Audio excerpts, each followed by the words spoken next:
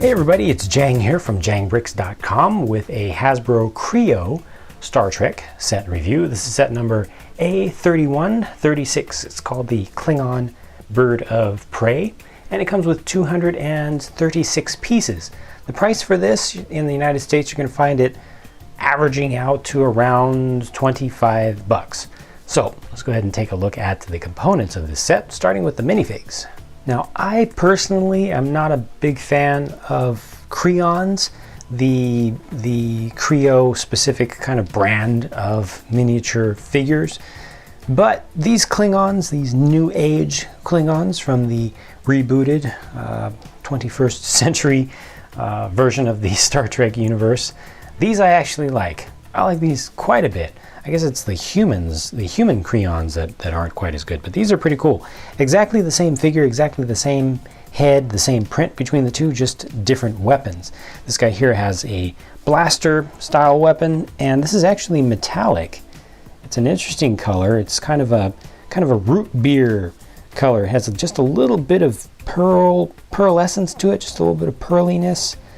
And yeah, I guess root beer really is the best color for it. It's kind of like root beer candy. Just a slight bit of translucency to it, so there's a little bit of glow to it. I kind of like that. I kind of like the color. It's not something that I've seen before. You can see you've got print on the torso, print on the legs here also. The heads are good. I think that worked out really well. And these are actually soft, slightly soft touch rubber pieces, or kind of hard rubber pieces, and the helmet does not come off. That's all one piece. The entire thing is just one thing, and I'm fine with that. These have ball joints. Kreons have ball joints in the arms, just a little bit, allows you to move in and out, not too much, but up and down quite a bit, and ball joints also down here in the legs, and those give you quite a good range of motion, allow you to kind of splay the legs apart, and you can go full forward, full back with them. So good range of motion there, and you have a waist joint so that you can actually turn side to side. So not too bad for articulation for minifigs in general. This guy has the iconic, well, rebooted, but not too different from the original Bat'leth, double-sided traditional Klingon sword, sort of hand-to-hand combat weapon, and I think they did a pretty good job with that one. He's able to just barely hold it with two hands. You can see he's kind of sideways on this, or you can just go on and do it with one hand by I'll turn this way into the center, like so. You know, kind of easier for him to reach out with it, or to hold it by his side, just down like that when he's not actually battling. So those are pretty cool. Captain Kirk and Uhura, on the other hand, not quite as cool. Between the two, I like Captain Kirk better from this set. You can make out what type of clothing that he's using. It does match up pretty well with the movie. No print on the, well, it actually does have a little bit of print on the leg pieces, just to give a little bit of shoe detail with the black print, or black paint basically across the front here. It's got a phaser, basic phaser in no print or paint on that. It's in a light pearly silver, no print on the back. And I do want to just show you in comparison this version of Kirk compared to the version of Kirk that comes with the Enterprise set. So same dimensions, of course, different face, same hair supposedly, but the one on the right is actually a little bit darker. I think that's just because it came from a different batch.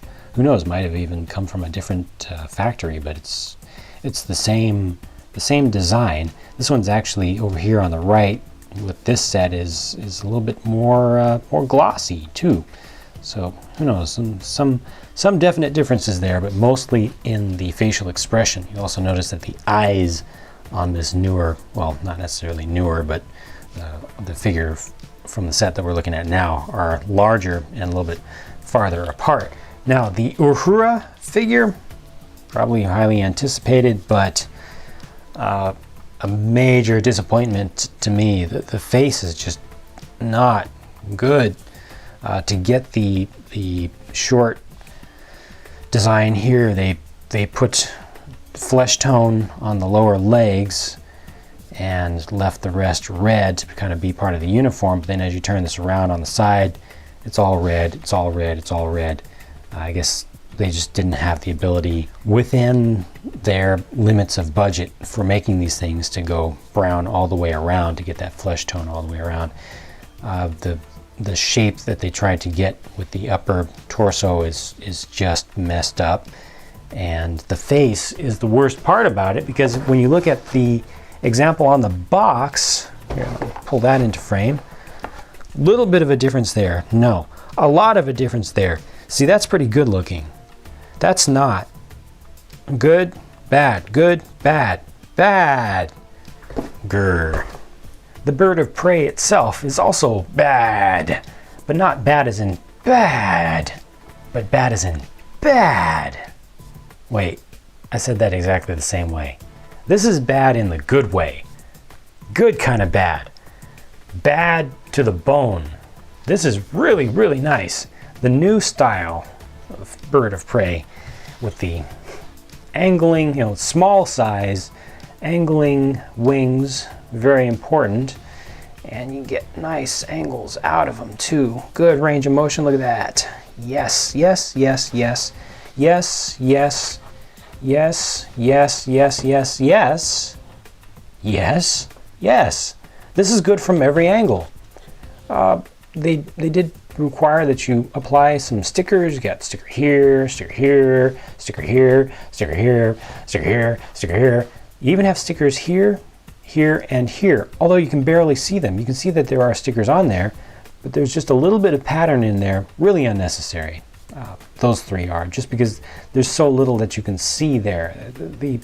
The idea was that you would be able to see a lot more texture behind those, but it just did not work out. So they should have left off those. But still, I mean, those three useless stickers aside, everything else about it is great. I love the texture that they got into the mold on these wedge plate pieces here. I don't think those are new pieces, but I really appreciate the fact that they just include that in general for pieces like that. It's very useful, adds to that sci-fi flair. This thing just looks nice. Various colors. You've got the light gray, the dark gray, black, and then silver also. Slightly different color with the canopy here. It's like another gray in between the first two.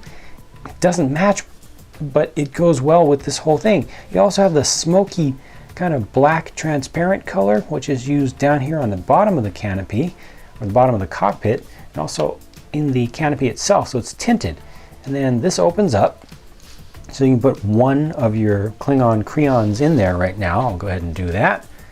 There he goes. So you see he does have to kind of lean back, but he goes in there, fits in, not bad.